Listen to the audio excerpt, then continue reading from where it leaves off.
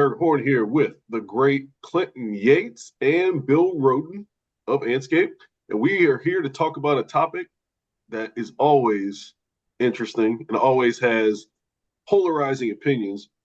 We're here to talk about Pete Rose, but not just Pete Rose. We're here to talk about Baseball Hall of Fame. We're here to talk about precedents. In case you missed it earlier this week, Pete Rose was removed from Major League Baseball's permanently ineligible list by Commissioner Rob Manfred. I want to bring on Clinton, our resident baseball expert and guru, and also Bill Rhoden to talk about this and what precedent it might set going forward. I wanted to actually start with you, Bill, because, not to date you too much or date myself or Clinton too much, but you probably have clear understanding of how impactful this was in the moment it happened when Pete Rose was banned from baseball. Can you give us a little perspective on how big of a deal this was? Because if I'm not mistaken, Clinton and I were very young when this happened. I might have been 3 or 4 years old, and I'm not going to do any more ageism stuff anymore. But this is something that lived in lore throughout me and Clinton's childhood, but you were there and you felt it in real time. Yeah, well, I mean, it was a big deal when then Commissioner Bart Giamatti, basically banned Pete Rose for life from the Hall of Fame because he had bet on gambling and although you guys are younger, that particularly you, Clinton, you go into a clubhouse and the first thing you see is in big red letters is like no betting, no betting. It's very unambiguous. And that's not just MLB either. That's an NBA thing too. You go into the locker room and they have clear rules right there. That's all sports. Yeah, yes. But in baseball, particularly because of the 1919 Black Sox scandal and all that, this has really been a big thing in baseball, which we could talk later about the hypocrisy of baseball and all the leagues being in bed with gambling. But it was a big deal. And I know that, Rose was banned and then days later, Giamatti passed away. But it was a big deal because, Pete Rose was Mr. Hustle and Charlie Hustle and all. So there was never any doubt about Rose's playing ability. And I think in all these debates about who should be in and who should be out, but it was because it was Pete Rose. And I was all for it, to be honest with you. I was all for that, about the integrity of the game and all that kind of stuff, which fast forwards now, they put him on the list, banned for life. And I guess, and I don't know how you guys feel about this, I guess what seems so cynical about this is that, as Manfred kind of cleverly explains, it was a lifetime ban, now he's dead. Right. So our point was to punish him while he was alive. We just not, it's ultimate revenge, right, Clinton? We just did not want him to enjoy it. So the moment he dies, we take him off the list. But what you're doing is that now you're giving him eternal life by putting him into the Hall of Fame. So it lives forever. This guy so it's either this is a house of integrity or it's not. So I just, I'm all for grace and all that kind of stuff, but this really strikes me as a little, the ring of it. And then I'm wondering too, how much negotiation went into this? Because, he met with the president, and the president tweeted out, of course, about Pete Rose belongs in, but Manfred's issue concern was all these Latin players, and could they have free, given all the ICE stuff, could the Latin players have free and easy access? So I'm just wondering, is this some kind of yet another instance of negotiation with morality and integrity? So that's sort of my take. It just left me with a little bit of a sour taste in my mouth. Yeah. Well, there's a couple things about that. And, for full disclosure, I talked to Buster Olney about this on the radio program to do a little research, you know what I'm saying? And he had a fascinating couple details. Now, first of all, Pete Rose getting off the banned list doesn't immediately put him into the Hall of Fame. He still has to be, in fact, elected into the Hall of Fame. But one of the details that I learned is that it's not just the body populace of BBWAA. There's a special committee. And within that committee, they're going to figure out who votes for Rose and whether or not he gets in. So the likelihood that he makes Cooperstown is very high. But I do think it's interesting because who's in that voting populace now? versus who was in it then are very different categories of people. And I feel that if you took the average voter, let's just say the average voter was my age at 44, I think a lot less people would be inclined to put him in the hall than you might think based on the morality of it all. Right. Pete Rose, not a good guy. The whole idea Right. of you've got to be a great player and that's all that matters to get into the Hall of Fame. I feel that that has changed generationally, that people sort of look at the human a little more holistically than they used to. So there will be some sort of, I don't want to say pushback, but I don't think this is a done deal where everybody just celebrates and says, oh, it's about time they put this guy in the Hall. I think there's a lot of interesting elements to that. The second thing is, to your point, Bill, about the negotiations, is that was my first thought. I'm just like, who does this serve? Why is this happening?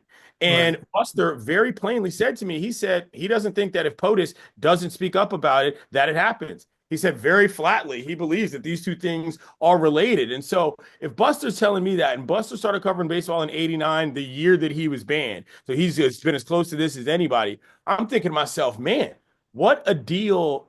And I don't mean deal as in negotiation, but I mean, what a deal Manfred's got himself in, and just in terms of a situation regarding how this came about. Like, if you can effectively just publicly lobby through a politician to get somebody off of a banned list, what does that mean you can do for pretty much anything across the board regarding how Major League Baseball operates? So that to me was a very interesting facet of the scenario, because Rob Manfred is not necessarily normally one to step into waters like that. And yeah, you mentioned Bart Giamatti had a freaking heart attack the week after that happened because it broke him up so much, the previous commissioner. I just sort of feel that, yes, the cruel interpretation of lifetime ban is one thing, but I also feel that the Hall has a real decision to make here. This isn't cut and dry as to what they want to be and what they want to represent, because they are not directly linked to Major League Baseball, but they are part and parcel with the operation and with the legacy of the game. And it's not going to be as easy as people think.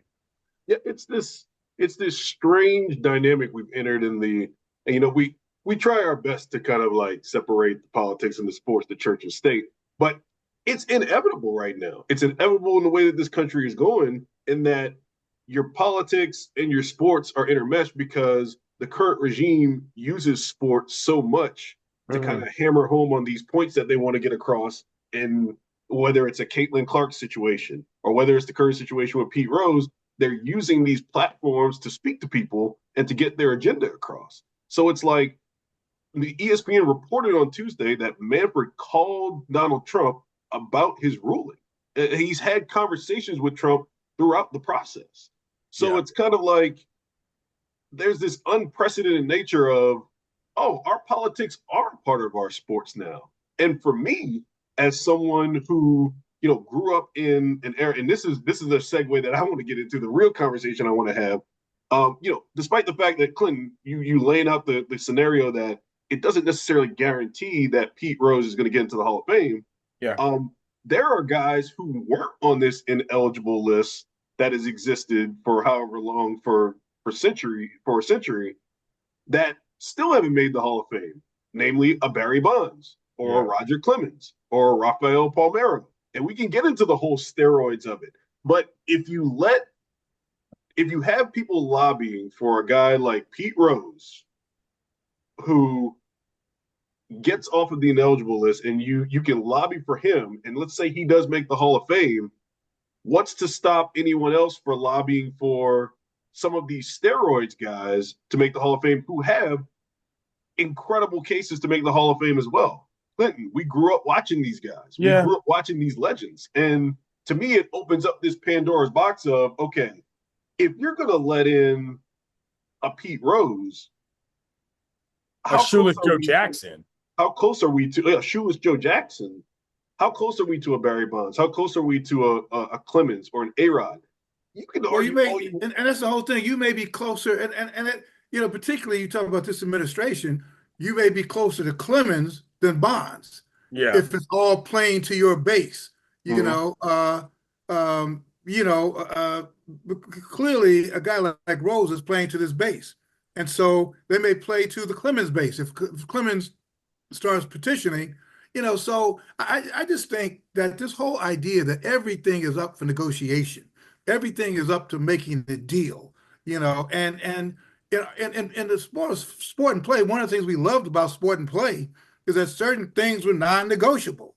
But now everything is negotiable. Everything is up for a deal. So that's sort of what's troubling to me. Either your Hall of Fame is about integrity and who's in it, or it's not. It's up to like where the political pressure is going to come Yeah, from. I think that is ultimately the crux of the matter because steroids are one thing, and I think they are their own rubric in terms of what the game is dealing with regarding the Hall of Fame. But the Hall of Fame has a larger question to answer, which is what are you trying to be? Like, what is the purpose here? We talk about how the Negro League stats have been re-infiltrated Right. into the larger Major League Baseball stats and what that means for certain records and what everything is. And I do think that there is some level of an appeal to decency that I think a lot of baseball minds are going to find themselves in that conversation about. And this is why the winter meetings this year are going to be wild because who they put in through that Veterans Committee as well, all of a sudden everything becomes about sort of the silos that you're in. And I don't know that the Hall is ready for that fight in many ways. You know, it's sort of a nice place. Cooperstown, New York is not some bustling metropolis of activity. If you're in a circumstance where now you're in the news every other week because of God knows who politicking for this, that, and the third person to get in this way or the other, that totally changes your output on what you're doing just as an operation. You don't want to have a press secretary, you know what I'm saying, because you're the Cooperstown Hall of Fame. Like that is a lot of extra actual work well beyond who's in the hall and who's not. So I think that's something to consider as well. But for me, steroids were always a different matter. Steroids didn't bother me as a concept as a high school player. They didn't bother me as a concept as a fan. And they don't bother me as a concept now because to me, there's a difference between doing things to become a better baseball player and doing things outside of the field that make people say that you're a bad person. These are two completely different things in my mind as far as how I view it. So I never saw the steroid era as something that should be outside of the hall. But I do find that the morality clause part of life is as important. And perhaps that's kind of splitting the baby to some degree, but that is genuinely how I feel. Like, you're not going to tell me that because Barry Bonds rubbed a cream on his leg that he can't hit a ball into McCovey Cove 20,000 more times than anybody else. Like, that's not what that adds up to me. So Pete Rose, for me, the reason why he doesn't get into the hall is not just because of betting on baseball, but it's because the dude was the dude he was. You can look up the rap sheet on your own. That is enough for me to say, no, thank you. I'd rather not celebrate that guy's life and career. And by the way, he lied about it. That's another Yeah. thing.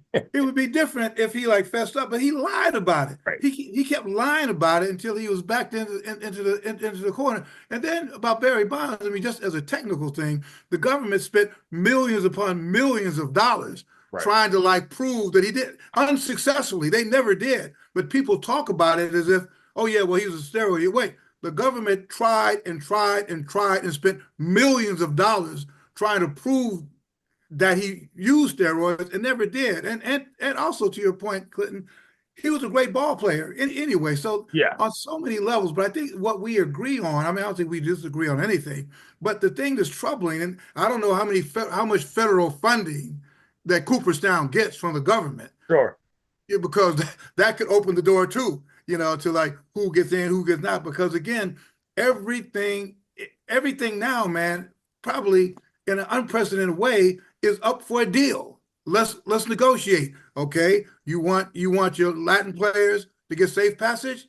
I want a big score with my base to get Pete Rose to you to overtime, take him off the lifetime ban. Okay, Yeah. deal. So that's just so troubling at so many levels, man. It's murky waters for sure. And it's not about, to me, always just about like the decisions that are made. Like I said, it's like, can you handle this? Like this, people ain't built for these kinds of things. You know what I'm saying? There's a reason why stuff like this was separated one from the other, is because the general social contract around stuff was not the same as it is now. And I think that's fascinating to look at on a larger level as to whether or not Rob Manfred really genuinely wants that on his resume as, you know, part of who he is. Yeah, I think as you said, Clinton, about the Hall of Fame committee, I think it will be an interesting test case coming up with how it shifted from when we were younger to now, and what the values are of that group. Whether it's the statistical profile, or the morals of it. And it's going to be interesting to see how this plays out, because you have a case for a guy like Pete Rose on the statistical profile that's been unassailable. It's unquestioned. I mean, that's no question. The guy is statistically worthy of the Hall of Fame, but so are a lot of other players who were a part of this era where MLB propped them up because they were making a lot of money, cranking out a lot of home runs. McGwire and Sosa coming off the strike, big interest in that, and they weren't hammering down on these guys about steroids. And again, I know you made the distinction between steroids and the Pete Rose thing, but I can't separate them from my mind because of how some of these players who, to me, frankly, are more prominent in my day-to-day life now, just watching baseball, whether you're talking about an A-Rod or you're talking about Barry Bonds, where I see him, courtside in an NBA. Yeah. And I'm like, oh, hey, Barry Bonds looks good. Right. Why is he in the Hall of Fame? What the flip, man? Like, what are we doing, y'all? Right. Well, I think to that point, Eric, there becomes a question too, and this is where I find this actually most interesting is, there's a credibility issue here with Cooperstown, just on a basic level, which is like, if you want people to take you seriously, you've got to do things a certain way. And the popularity of the game might not be as tied into that as people want to believe, but it's pretty real. I mean, A-Rod owns an NBA team, for goodness sakes. Like, he is on TV all the time. And to some degree, you don't want to just delete a generation because of squabbles and beefs that were effectively of their time and only contemporary. And that's where I think, if I'm running the Hall, I'm looking at myself like, are we going to moralize ourselves out of relevance entirely if we can't figure out a way to do this? Now, I will say this. When Dave Parker, the Cobra, was voted in by the Veterans Committee, and Dave Parker had a very colorful career, had all sorts of numbers, played for a lot of teams, but he was a drug user and abuser while he was in the major leagues. He probably lost out on the NL MVP award in '90 with the Reds as a result of that. Hello, where Pete Rose was there too. You know what I'm saying? And my point is that Dave Parker was a guy that was left out for a long time. They finally found a way for him to get back in, and he had the numbers. He wasn't a steroid user, but people considered him to be some sort of a bad guy. So I do think that there is a healing process that the Hall is figuring out sort of year by year as to what needs to happen, because after a while, you don't want the only thing people talk about is to be who's not in your Hall than who is. And that's ultimately, I think, a decision that Cooperstown as a populace has to figure out in terms of what they want to be. Yeah. And, just kind of put a bow on it. I mean, there are a lot of bows.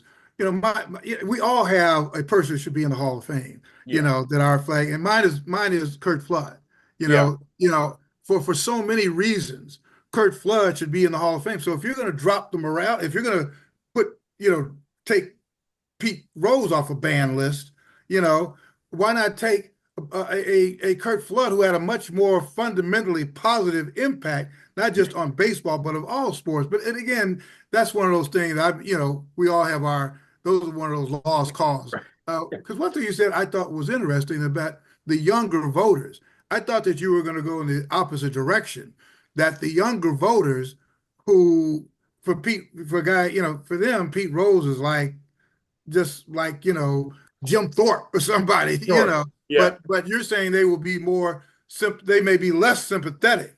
Oh, yeah. I mean, I think what people don't realize is that the Pete Rose argument was always for that subset of people that sort of most closely relates to people that are now not looked at very fondly upon in general. Like the person arguing for Pete Rose left and right, if you updated who that person is today, that person as a mindset is probably, not very popular with their opinions online. Like it gives big, I don't know, but, it gives energies of people that I don't necessarily think are aligned in the same way, because it wasn't just about the gambling. I mean, that guy did other things that were awful. And I think a lot more young people understand, forget baseball. Look at this dude. He was a scumbag. You know what I'm saying? And it's easier to identify that. You want to call it cancel culture or whatever, than ever before. And I just think that younger generations now are far more attuned to the legitimate human decency factor that, is important. Within the realm of competition is one thing. Outside of it is another. And that's why I think that letting all sort of these older guys, some other lost generations, it's just like, what are you opening yourself up to here in terms of what you want people to think about when they think about the game of baseball? And that's where I really think that the history element here changes a lot of things for a lot of people. You got to make sure you're writing history the way that you want it to best positively portray your game. And I don't know how much having Pete Rose in the Hall of Fame helps that. I really don't. Yeah. I don't know whether you mentioned that or somebody mentioned that, again, about Manfred, is that, the Department of Defense wants to scrub. I mean, they toyed around with scrubbing Jackie Robinson, and there was no hue and cry from Manfred. Right. I mean, there was no, but yet you're going to turn around and pull off this nonsense, So again, to me, it all gets back to let's make a deal. Everything is deal worthy. So, we'll see. We'll see. I've come to the conclusion that the one basic conclusion I've come to over all of this is Clinton needs a Hall of Fame vote. That's all I'm saying. I wouldn't mind. I mean, look, to be quite frank, there's a reason why I'm not a member of the BBWAA.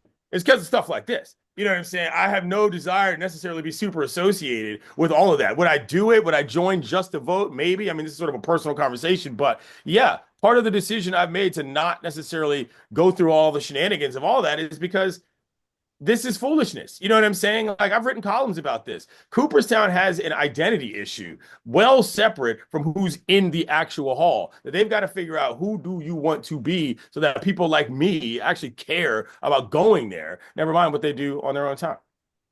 Well said. Well said. Gentlemen, thanks for joining us once again. Please log on to Andscape.com. Catch Clinton and Friends on ESPN Radio, Clinton. Yep. It's 10 a.m. to noon every single weekday.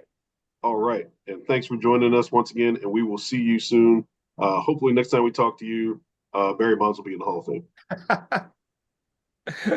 That's funny.